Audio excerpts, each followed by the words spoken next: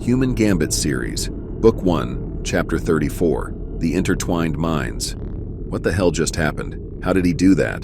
Cybermax wonders internally.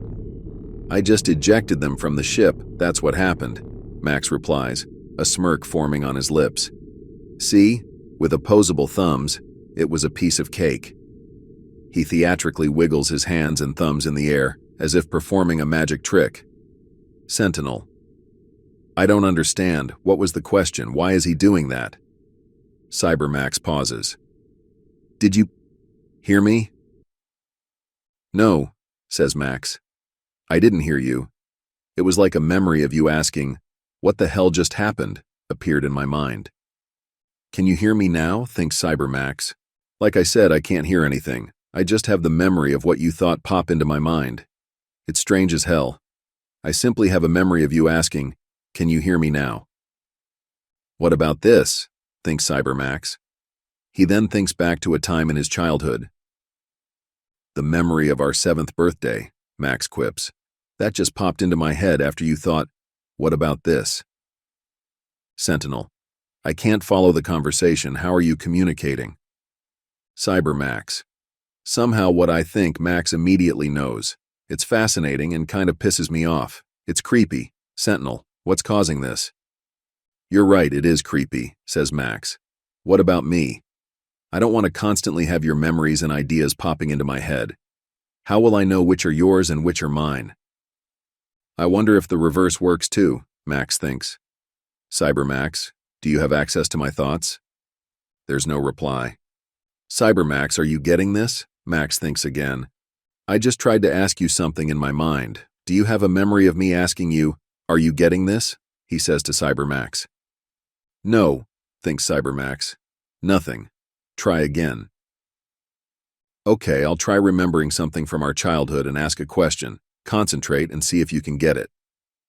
Max thinks of his 13th birthday, the one he spent alone and crying. Then he thinks, can you remember our 13th birthday? Cybermax. Did you do it?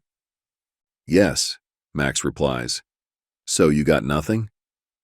Cybermax. Nope, nothing. Just try to guess, says Max. Maybe you have it but don't know it. Go ahead and guess what I was thinking. Cybermax. Were you thinking about... Okay, just stop. You were going to ask if I was thinking about our first date. That's not it. Sentinel. Max, Cybermax, I may have an answer. I just queried the nanites that left Max, specifically some of the nanites that made up the hive mind that was repairing his brain. It seems they understood that Cybermax was conscious and actively engaged, and that Max was in a coma. They decided, for the sake of data continuity, to continuously update Max's memory with Cybermax's thoughts in real time. They had planned on breaking this connection when Max became conscious and Cybermax was dissolved. Because events were moving too fast, they didn't have time to do this before I recalled them and tasked them with creating the bomb that pushed the Overseer out of my ship. So, I still have nanites in my brain? Asks Max. And they're updating my memory pathways in real time with what Cybermax is thinking? Sentinel. Yes, essentially, that is it. Cybermax. How can we break the link? Max starts. I was just going to ask that.